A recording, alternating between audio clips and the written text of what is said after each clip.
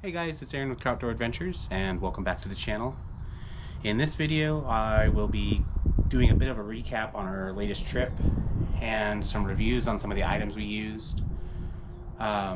We had a great time overall. There were some instances that weren't so great, but that happens with every road trip and every camping trip, things like that. First off, our first day was a lot of driving. So we didn't end up we left a little bit later than we planned, and we didn't end up getting to our campsite until after 9 p.m. When we were going to bed, the wind started to pick up, and I was able to get a few hours of sleep, but my wife was not able to fall asleep, and the wind just got worse and worse, and then she started smelling fire, or smoke. So she woke me up, and we just packed up and headed out to start the day early. We were able to see the sunrise over 3 Island Crossing, and that was really cool. But yeah, that was the start of our trip. We also found out that all of the weather forecasts were completely wrong. Every place we went, the weather was completely different than what we had looked up and what we had planned on. So it was hotter, it was windier, it was drier,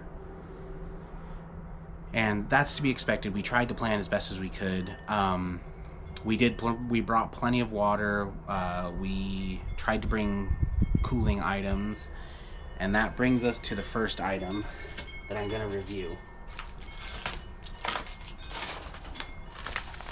These are Stay Cool towels, and what you do is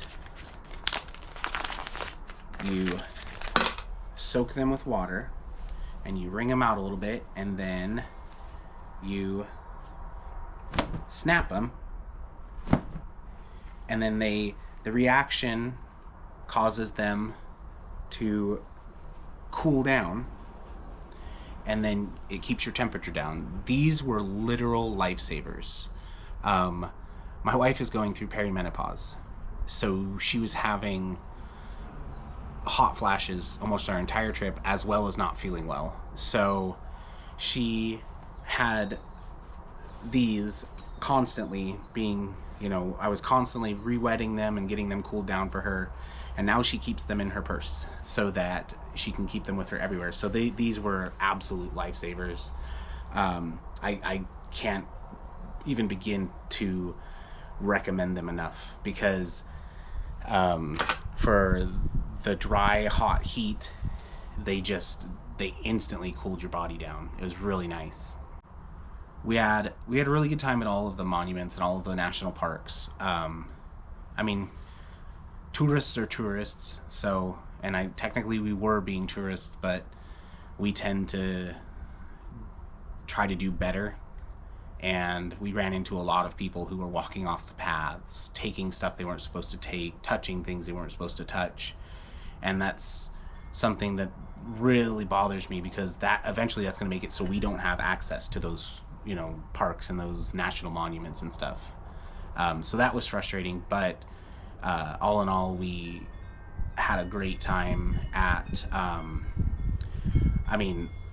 I think one of my favorite things was, besides like Antelope Island and seeing the buffalo, and then driving and seeing like wildlife like antelope and elk and deer and stuff, one of my favorite things was touching dinosaur bones. Like, that's like once in a lifetime I got to touch dinosaur bones. My wife and I still will just randomly be like, we touched dinosaur bones. So if you have the opportunity to go to Dinosaur National Monument, and go to Quarry Exhibit Hall, definitely go. Touch dinosaur bones, because it was awesome. That was one of our best days, but also worst days. The campsite we were supposed to stay at there at Dinosaur National Monument had no shade. The wind was whipping, and it was 0% humidity, 96 degrees outside. Or 90, it was like between 92 and 96. It was 11 degrees hotter than what we had planned for. So we ended up driving into Utah to find a hotel, which was very nice, because that was I think the day where my wife was feeling the worst, and it was really nice to stay in a hotel because I haven't stayed in a hotel in a long time. The other thing for staying cool, these hats. These hats were awesome. My wife wore hers the entire time. My kids wore them pretty much the entire time. I tried really hard to wear mine, but the wind caused this little flap in the back to sit and slap against the back of my neck, and that was just a sensory nightmare. So it was very nice for the times I wore it when there was no wind. But the wind definitely made that. I know we could have tucked it up and worn it without the flap down, which is what I probably should have done. But I'm always wearing a ball cap, and so that keeps my face shaded for the most part.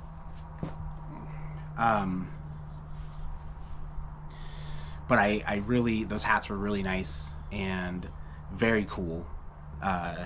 They were super light, so they didn't add to any of the, you know, overheating.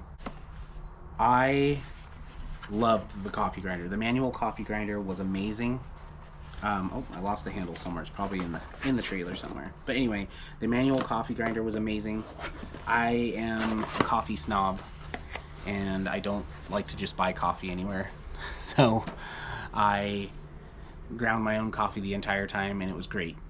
We brought along my Bodum 34-ounce pour-over coffee carafe, and I love that thing so much. It made it through the entire trip, not even packing it like safely or anything like that, just packing it, because with the hatchback and the small trailer, it was really hard to, you know, it was really hard for stuff to be like safely packed. You just kind of had to pack it and hope for the best. Anyway, my pour-over coffee carafe, it went with us the entire trip. No problems. Like, I wasn't worried about it at all. And then we get home, and within a couple days of being home, it fell off the counter and shattered. So it survived the entire trip. I've already got myself another one. The other thing, the neck mount that I bought, I love this thing. At first I wasn't using it correctly because I didn't realize that it came with a strap that you strap around your chest. So it was wiggling like crazy as I walked, and it was hitting against my chest. The one complaint that I do have about it is that this sits and presses on your sternum, and I can ignore it for the most part, but the longer I wear it, the worse that like pressure gets, and it can be a little annoying. I think I'm going to try out different ways to make it so it's a little less, there's a little less of a pressure point there, but it worked great. It was definitely less squeezing than the chest straps that you normally get for the GoPros. So we ended up staying in a few hotels, even though we'd planned on tent camping the entire time, because comfort. With the weather being hotter than it was supposed to be, when we were at Mesa Verde, I got too hot, and I was able to kind of cool down and sleep it off, but I did definitely get too hot one of the days. I drank a bunch of water. I was trying to stay in the shade, things like that, but it's just hard to do when there's not a whole lot of shade in areas like that. Mesa Verde was awesome. Getting to see the pueblos and the kivas and things like that. Getting to walk around.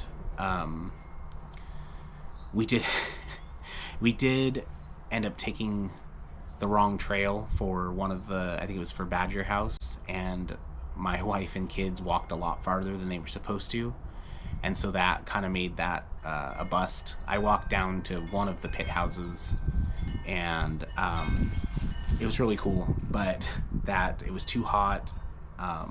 Do the fun stuff in the videos, because there were some moments that weren't great. We got stuck in construction a couple of times. The hills coming through Wyoming are really hard, and with the small car and the trailer really, kind of overloaded, it was hard to get up and down hills, and the little car doesn't like hills without a trailer on it.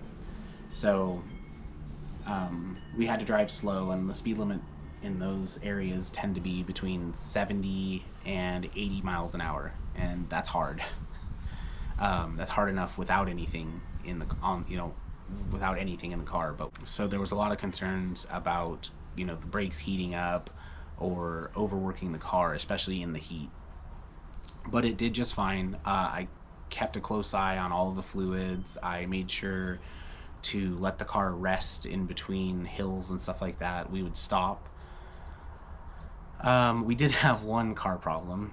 We got a flat tire coming out of or coming into Idaho from Utah. Yeah, coming into Idaho, we got a flat tire, and we, so I pumped it up and got us to, well, I pulled over as soon as I noticed it was starting to go flat, and I pumped it up and checked, and I found that we did have what looked like a puncture. So I drove to the next safe spot, and I changed it, put the spare tire on.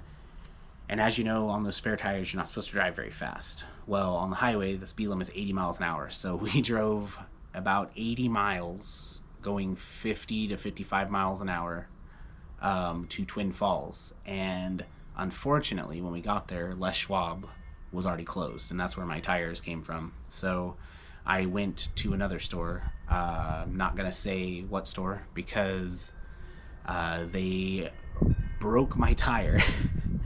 When they took it off to check it, to patch it, they messed up the bead of the tire so it could not be replaced, or it could not be put back on, and they did not have any of those tires in stock.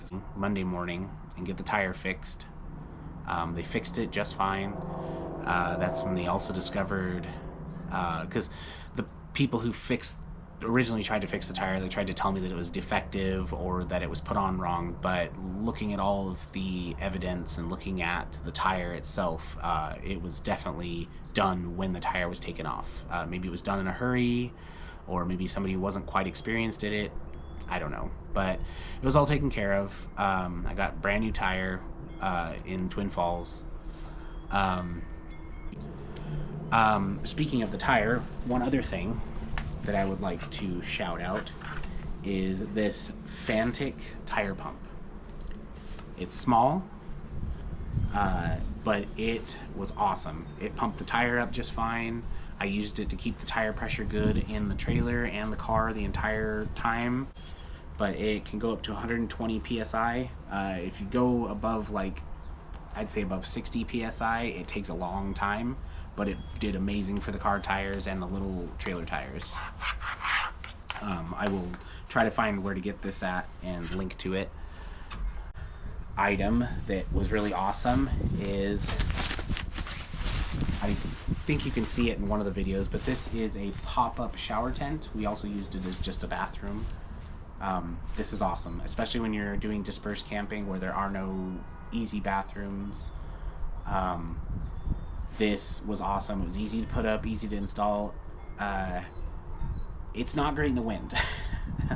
One of the first campsite we stayed at, because of that wind, we had this put up, and it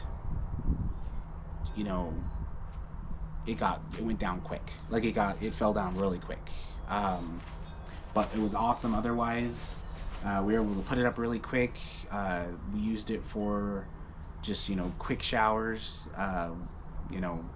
as good of a shower as you can take while you're tent camping. The other thing that goes along with that is this portable toilet. This thing was awesome. Not very fond of using a whole lot of public restrooms, just because germs and all that stuff, and especially we've been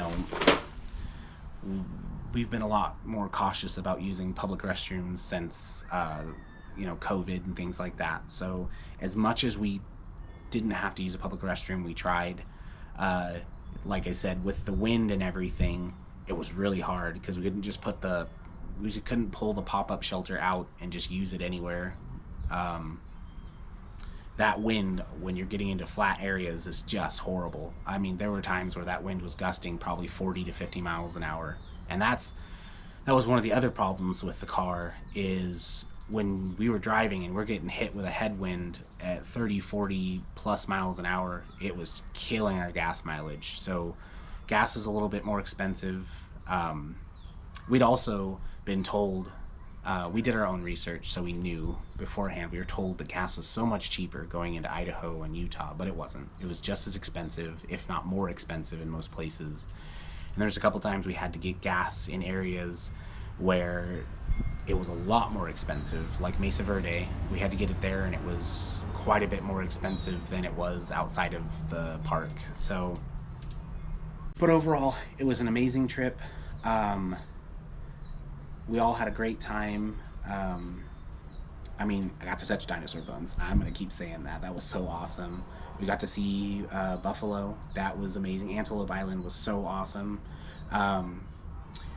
It smelled really bad because of the Great Salt Lake drying up, which, if you have a chance to read about that, please do, because that's a whole sad story in itself, and it'd be awesome for more people to learn about it and start helping with the effort of, you know, keeping it from drying up.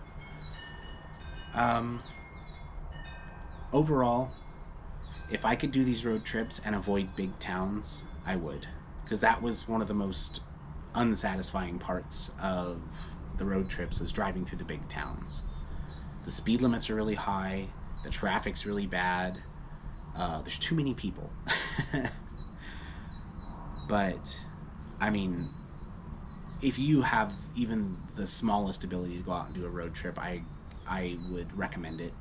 I mean, be safe, you know, plan ahead, have contingency plans.